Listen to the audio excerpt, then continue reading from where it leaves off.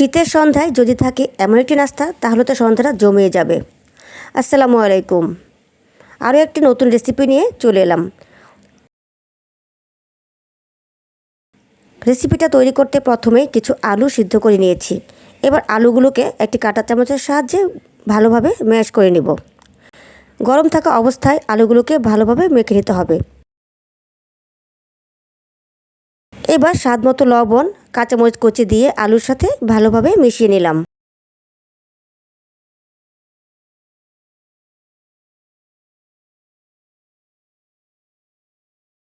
এবার আরেকটি বাটিতে 1.5 কাপ নিলাম পেঁয়াজ কুচি। এরপর নিলাম হলুদের গুঁড়ো, মরিচের গুঁড়ো, চাট মশলা আর স্বাদমতো লবণ। এরপর দিয়ে দিলাম রসুন বাটা, আদা বাটা দিয়ে পেঁয়াজ কুচির সাথে মেখে নিলাম। এবার সাথে দিয়ে দিলাম 1 টেবিল চামচ ময়দা। আবারও ভালোভাবে মিশিয়ে নিলাম। আমি আমার পরিমাণ মতো সব কিছু নিয়েছি। আপনারা যতটুকু তৈরি করবেন সেই অনুযায়ী সব উপকরণ বাড়িয়ে বা কমিয়ে নেবেন। এবার আরেকটি বাটিতে কিছুটা ময়দা আর পানি নিয়ে একটা মিশ্রণ তৈরি করে নিলাম।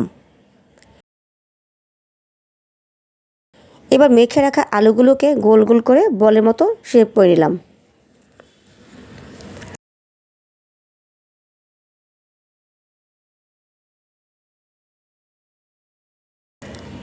এবার আলুর বলগুলোকে ময়দার গোলায় ডুবিয়ে পেঁয়াজের মধ্যে ভালোভাবে গড়িয়ে নিলাম।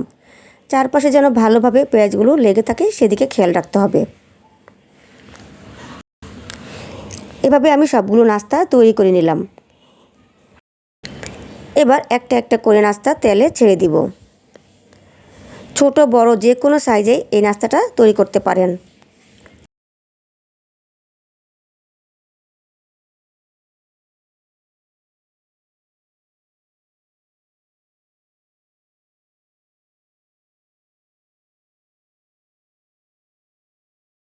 নাস্তাগুলো দিয়ে তেলে ভালোভাবে উল্টে পাল্টে ভেজে নেব।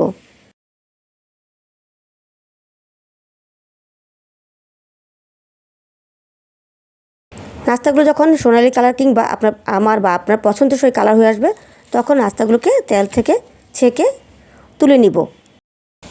দেখুন কত সহজেই ঘরে থাকা উপকরণ দিয়ে খুব মজার একটি নাস্তা তৈরি করে নিলাম। গরম গরম একটা নাস্তা আপনাদের সাথে কেটে দেখিয়ে দিলাম।